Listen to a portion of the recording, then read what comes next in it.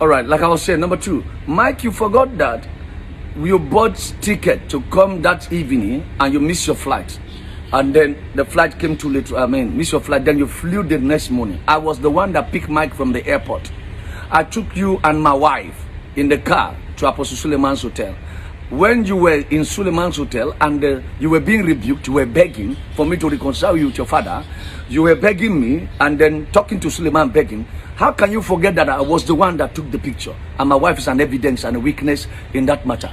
When you were leaving, when I was talking to Mike and Apostle Suleman in the hotel, begging Apostle Suleman, who literally didn't want to have anything to do with you, and he accepted because of me, I sent my wife outside in the hotel so that we can talk. And when we finished talking, I sent you out. And Apostle Suleman asked me, Apostle, what do we need to do? What do you think I should do to this young man? I said, put him on probation. And he said, okay, we'll give that a thought. And I brought you in. When we were going, Apostle Suleman gave Mike $1,000 and gave my wife $1,000 for transportation. And I was going to go to Germany, so I was going to German embassy to pick my visa. And then I took Mike with me to pick my visa in German embassy. On our way out on the Tomeland Bridge, our car got a problem. Mike, you forgot? And then Mike gave me the $1,000 that is my gift. I said, no, I don't do that. It's your father that bless you. You need ticket money. I know how you hustle to come down here. I don't do that.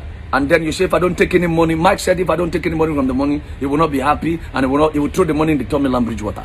So I took $100 out of it, and Mike left with $900. And then Mike called her his mother and put his blood mother and put her on the phone. The mother was crying and thanking me that thank you for reconciling my son back to his father. We have been laboring, going everywhere, talking to everybody, even in the airport. Apostle Suleman embarrassed us. I didn't know there was a case like that. It was your mom and yourself that told me. And then that is done. Only for Mike to go to the house, and I was managing them on the phone how to go. I told Mike to go to the church on Sunday, even though they have not finalized every arrangement. And you went and brought story that people were happy and news was going up and down and all of those stories until I got to America. When I got to America in New York, myself and Mike and Faith and Apostle were back to back on the phone for almost every other day, trying to reconcile this family. Long story short, Mike, you and I have a WhatsApp conversation. You and I have a WhatsApp audio conversation. You send notes to me. Your wife did the same. And you forgot I have them. Where did you keep your mind when you were doing a video that you said Apostle Suleman is in the custody of your wife? Did you forget that you, Mike Davis, called me on the phone and said you have left the house? And I was begging you to go back home and you left for Abuja? How can you forget so soon? I begged you and you said you don't want to do anything without marriage again. You are done with your wife and she said this or whatever and you are done with the marriage. I told you to think about your children. You told me that she has two options, either to return your children or to you, or she should keep it. And that was what happened. Faith was hospitalized. Do you know how many days I was on the phone talking to your children and praying for your wife and talking to her, encouraging her on the phone? The woman went mad, almost insane, and into depression. How can you be this cruel? I don't have problem with your domestic family, your problem with your family. I don't have problem with whatever you are doing with the Omega Fire Ministry and Apostle Suleman. But I have problem with you not being sincere on the weight of my involvement on this thing. You never mentioned my name. Your wife never mentioned my name. I feel that both of you are ingrate. This is my conclusion on this matter. Be sincere enough and remove the name of Apostle Suleman when it comes to dealing with your wife as being missing. You know where your wife is. And let me give you the biggest shocker of the era. When your wife left Kano to Abuja, I was aware. I know who gave her the money to make her transportation to Abuja, which is her elder brother in the UK. I am aware of that story. And then, can I give you the shocker? Pastor Faith know where Mike is living because they live in the estate opposite each other.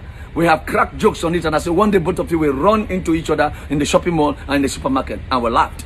Faith know where Mike is living in terms of geographical location. Might not know the definite house, but he knows because both of them live in the same estate. Mike, your wife lives in your estate. Faith, you know that your husband lives in your estate. So don't bring Apostle Suleman each. Two of you know to bring this man of God into the matter.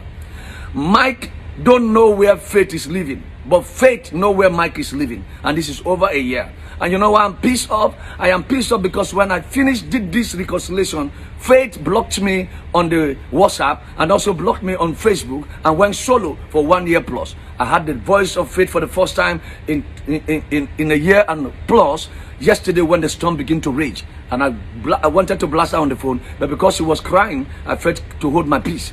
And I had my peace of mind to talk to her. Apostle Suleman called me and said, "Did you see the video that was going out?" And I said, "Well, I didn't see the video." And he told me in confidence that I didn't want to reconcile with these people. You begged me. Look at the mess you are putting me into now. Pastor Mike, I was told by your wife yesterday that you have collected the bride price. If a man's wife is missing, the two places he's going to find out. Number one, from the in-laws place and from the police station. Apostle Suleman, which you know is in Zambia right now preaching, doing the work of God, is not in the custody of your wife and does not know where your wife lives in Abuja. I, Sam Okpe, was the one that pleaded with Apostle Suleman from New York while I was staying in New York to please support your wife and give them fitting. I don't even know that they have given your wife a church. I didn't even know how much of help Suleman have given after she blocked me. I don't know, for whatever reason she blocked me. I don't know. I wasn't chasing her. I wasn't looking for her. I was just there mediating. And she felt that they want to use me and dump me, whatever the case is. I don't give a crap to that because I don't need any favor from either of the two parties. Ladies and gentlemen, the whole of Nigeria, please have this at the back of your mind that Apostle Johnson Suleman is innocent of the allegations and the accusation from Mike Davis and his family. God bless you until I come your way again. Mike, you know that you and I have a long WhatsApp conversation. The evidence is there. Please, let's not get to the point where we are uploading evidence. You know who took the picture. Why will you crop out your wife's picture and Suleman and edit my image and edit the image of Joe Asuko and then make it look like as if Suleman, Apostle Suleman, is having something to do with your wife? How could you guys be too cruel? Somebody gave me $3,000, gave my wife $3,000, gave your wife $2,000, gave you $2,000, a total of $7,000 as a gift to go back to your house because you couldn't get your ticket money. How could you be cruel? Is it not part of the money you used to buy your ticket to go back to Kano? Let's be sincere and let's not take people's benevolence and soft heart